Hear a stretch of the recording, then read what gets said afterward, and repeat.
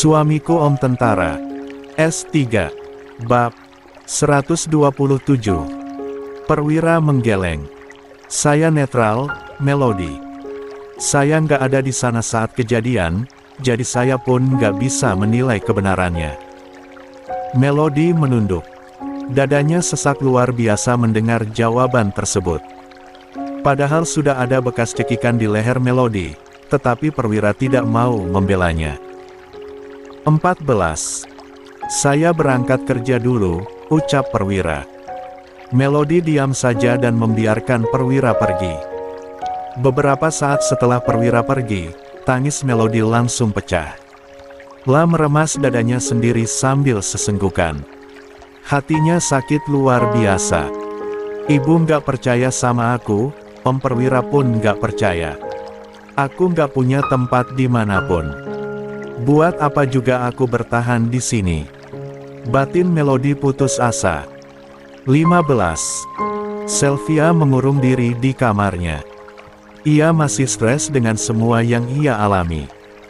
Ia sendiri pun sebenarnya tidak bisa keluar rumah kalau tidak benar-benar mendesak. Semua tetangga rumah sudah tahu aib yang ia lakukan.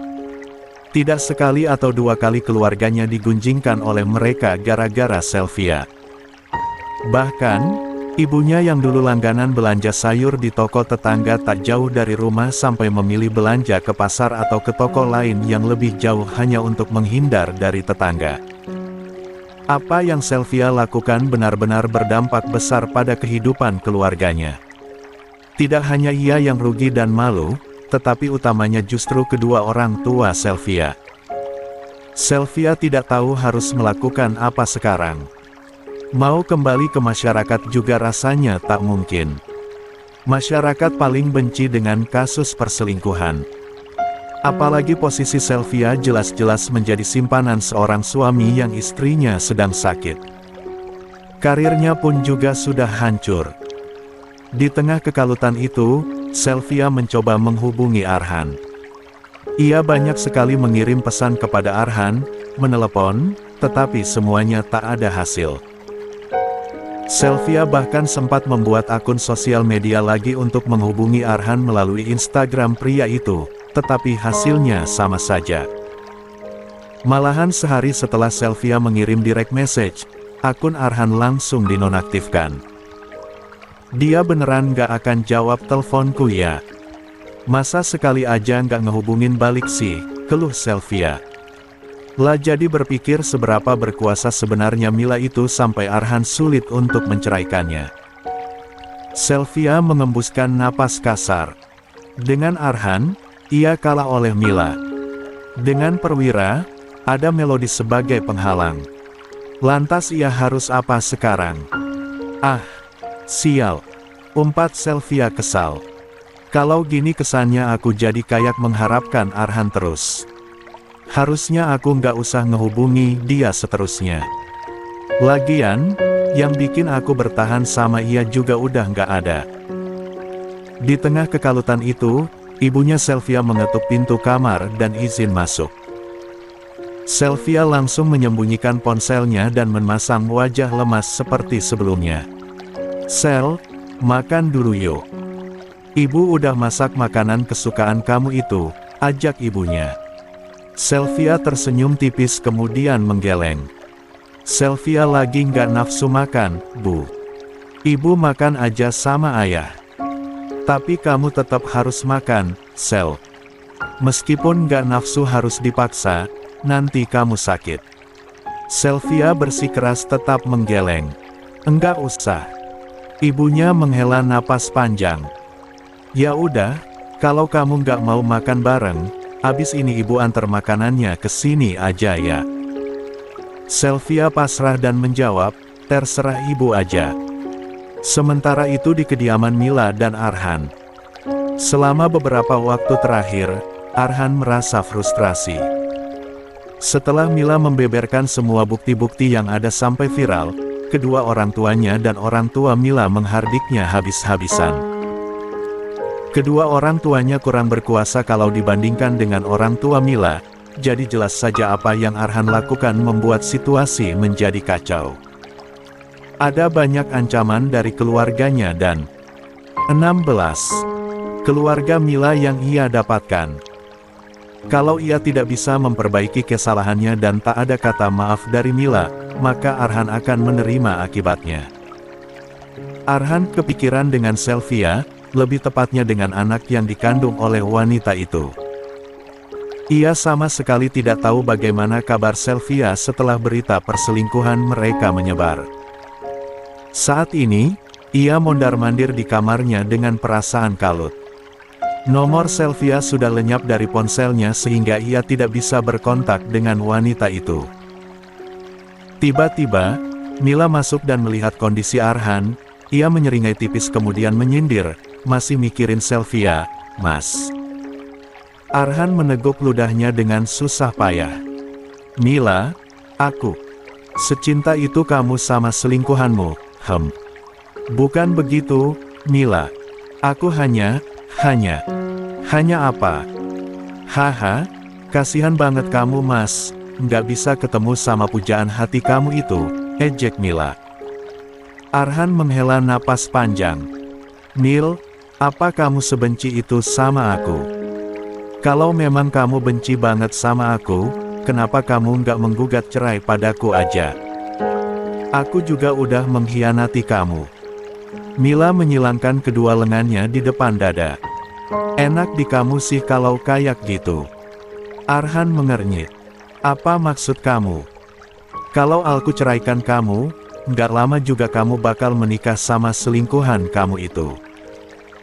Mending aku pertahankan pernikahan ini aja supaya status Sylvia abadi sebagai selingkuhan kamu. Lagian ya, jangan berpikir aneh-aneh deh Mas. Aku nggak menceraikan kamu bukan karena aku ngemis-ngemis cinta kamu. Coba tanya aja sama orang tua kamu kenapa kamu nggak diizinkan menceraikan aku. Mungkin ini kali ya alasan kamu dan keluargamu itu nggak ditakdirkan untuk lebih berkuasa dari keluargaku. Soalnya masih butuh kuasa keluargaku aja kamu berani selingkuhin aku, apalagi kalau kamu posisi kamu lebih tinggi. Wah, semua wanita kamu embat kali." Sindiran Mila menohok hati Arhan. "Mila, aku nggak ada niat kayak gitu. Aku hanya apa sih? Terserah deh kamu mau alasan apa, intinya kamu harus cut off Gundik nggak tahu diri itu. Sekali aja kamu ketahuan berhubungan sama dia, aku bakal langsung lapor ke papaku." Arhan mengepalkan telapak tangannya. "Mil, ada alasan kenapa aku butuh banget ketemu Sylvia. Bukan karena Sylvianya, tapi karena anak dalam kandungannya. Biar bagaimanapun, anak itu adalah anak aku, Mil." Mila tertawa. "Anak nggak sah gitu masih mau kamu akuin? Terus memangnya kalau anak itu lahir, mau kamu bawa ke sini?" "Enak aja. Bukan Mil, aku hanya mau bertanggung jawab. Oke, perbuatanku dan Sylvia itu memang salah tapi anak dalam kandungan Sylvia nggak salah apa-apa. Sayang sekali, Sylvia udah keguguran." Arhan membelalak. Apa maksud kamu, Mil?" "Sylvia keguguran? Anak kamu udah meninggal, mungkin dia ngerti kali ya kalau orang tuanya nggak bener." 17. Makanya dia lebih milih kembali ke Tuhan aja ketimbang hidup dengan orang tua nggak bener kayak kamu dan Sylvia. Arhan mengabaikan ucapan Mila dan langsung mencengkeram bahu sang istri. "Jelasin sama aku, Mil. Kenapa Sylvia bisa keguguran?" desaknya. "Aku sempat buka blokiran nomor dia di HP kamu. Ada banyak pesan dari Sylvia dan dia ngabarin kalau kandungannya keguguran. Tapi, semua itu nggak penting buatku jadi aku hapus aja semua pesannya," jawab Mila. "Santai." Arhan seketika protes, "Kenapa kamu nggak kasih tahu aku?" "Ya karena nggak penting buat aku ngasih tahu kamu." "Udahlah, nggak usah mikirin dia lagi. Tanggung jawab kamu juga udah nggak ada, kan? Mendingan kamu fokus aja nebus semua kesalahan kamu padaku." Aku nggak akan menerima maaf kamu begitu saja setelah semua yang sudah kamu lakukan, Mas, tegas Mila. Arhan mengacak-acak rambutnya sendiri. Ia benar-benar frustrasi. Arhan terima jika ia tidak boleh bersama Sylvia lagi, tetapi soal calon anaknya yang ternyata keguguran, Arhan benar-benar sedih karena biar bagaimanapun itu adalah darah dagingnya. Ia tahu ini semua salahnya dan Mila berhak untuk marah. Lah hanya tidak tahu kalau balasan Mila akan sekejam ini. Sore harinya, Perwira pulang ke rumah. Ia bingung mengapa di rumah mendadak sepi. Biasanya kalau ia pulang, Melody pasti akan langsung ke depan membukakan pintu. Melody, panggil Perwira. Ia memeriksa ke kamar, barangkali Melody ketiduran, namun, hasilnya nihil. Kemana dia? Pikir Perwira. Ia lanjut memeriksa ke dapur, tetapi hasilnya sama saja. Tidak ada Melody di sana. Perasaan Perwira seketika tidak enak. Masalahnya, pagi tadi interaksi di antara mereka kurang baik. Perwira langsung buru-buru kembali ke kamar. Ia memiliki firasat buruk dan berharap kalau firasatnya itu tidak benar. Perwira memeriksa lemari dan benar saja, pakaian Melody sudah tidak ada sama sekali. Lutut Perwira seketika lemas. Dia pergi. Gumam Perwira lirih. Perwira panik dan segera menghubungi nomor Melody, tetapi semua panggilannya tidak tersambung. Operator mengatakan kalau nomor Melody tidak aktif. Kemungkinan besar, Melody mematikan ponselnya. Sial, umpat Perwira kesal. Ia mengusap wajahnya kasar. Seharusnya ia peka dengan perasaan Melody. Ia sudah cukup merasa bersalah atas apa yang terjadi kepada Sylvia, tetapi Perwira malah membuatnya semakin terpuruk. Perwira berlari keluar rumah dan menuju ke pintu masuk batalion untuk bertanya kepada tentara jaga. Kalau Melody kabur, ia pasti melewati tentara jaga itu. Apa kamu lihat istri saya keluar tadi? Kemana bilangnya? Tanya Perwira. Bu Perwira pergi sudah dari pagi tadi, katanya mau berkunjung ke rumah orang tuanya. Tadi beliau juga memesan taksi online di luar, jelas tentara jaga itu. Perwira mengembuskan napas kasar. Ia pikir, tidak mungkin Melody kembali ke rumah orang tuanya karena di sana justru ada Sylvia. 18. Perwira pun kembali ke rumah. Ia berusaha untuk tenang dan berpikir jernih terlebih dahulu, mengira-ngira kemana Melody pergi. Kesimpulan Perwira jatuh kepada Linda. Barangkali Melody pergi ke rumah temannya itu, sebab Perwira tahu Melody sangat dekat dengan Linda. Belum sempat Perwira berpikir lebih lanjut, ponselnya tiba-tiba bergetar. Ada panggilan dari ibunya Melody. Perwira buru-buru mengangkatnya. Nak, Perwira. Seru ibunya Melody dari seberang panggilan. Dari nada suaranya, beliau terdengar panik sampai tak ada salam sama sekali. Iya, Bu. Ada apa? Tanya Perwira. Nak Perwira, ya Allah, ibunya Melody malah menangis terisak-isak. Perasaan Perwira semakin tidak enak. Ada apa, Bu? Kenapa ibu menangis? Melody nak Perwira. Dek. Jantung Perwira seketika berdebar kencang. Kepanikan mulai menguasai dirinya. Ada apa dengan Melody hingga membuat ibunya menangis seperti itu? Melody kenapa, Bu? Melody kecelakaan parah. Perwira sontak membelalak kaget. Apa? 19. Sebentar, bagaimana bisa Melody tiba-tiba kecelakaan, Bu? Dia kemana? Tanya Perwira. Ia sendiri sudah panik berat. Belum sehari penuh ia meninggalkan Melody. Pagi tadi pun mereka masih bicara berdua meski suasana di antara mereka agak kurang enak. Namun, sekarang tiba-tiba saja Melody tidak ada dan dikabarkan kecelakaan. Perwira benar-benar tidak habis pikir. Ibu dapat informasi dari kepolisian. Katanya, Pak polisi yang menangani TKP menemukan identitas Melody dan langsung menghubungi pihak keluarga dari nomor yang ada di HP-nya. Ya untungnya meski HP-nya Melody retak, tapi masih bisa dinyalakan. Ada kecelakaan beruntun yang terjadi. Truk muatan buah-buahan oleng di tikungan kemudian menabrak kendaraan di dekatnya. Melody sedang naik taksi online dan pas sekali dia di belakang kendaraan yang terkena truk itu, jadi akhirnya kena hantam juga. Kata polisinya malah supir yang mengendarai taksi online itu meninggal di tempat karena terlindas. Perwira syok berat. Kecelakaan beruntun dan supir yang membawa taksi online itu bahkan sampai meninggal. Lantas, bagaimana dengan Melody? Kalau Melody bagaimana, Bu? Dia baik-baik saja, kan? Sekarang di mana? Tanya perwira bertubi-tubi.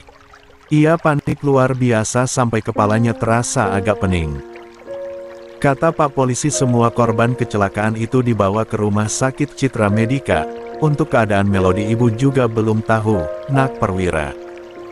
Ini ibu dan ayah mau segera ke sana. Iya, Bu. Perwira langsung berangkat ke sana juga. Kalau begitu, perwira tutup dulu panggilannya. Assalamualaikum. Iya, nak. Hati-hati di jalan. Jangan sampai kamu terburu-buru dan malah ikut kecelakaan juga. Waalaikumsalam. Panggilan pun berakhir. Perwira langsung mengganti pakaiannya dan memakai jaket. Ia hanya membawa dompet dan ponsel saja. Saat ini, kekhawatirannya sudah benar-benar memuncak. Firasatnya tidak enak. Ia takut kalau Melody bernasib tragis seperti supir taksi online itu. Sepanjang perjalanan, perwira berkali-kali mengumpat setiap kali jalanan ramai dan membuat mobilnya melambat. Ia yang biasanya tipikal tenang mendadak menjadi temperamental.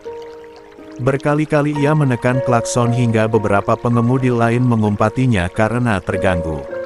Perwira tidak peduli.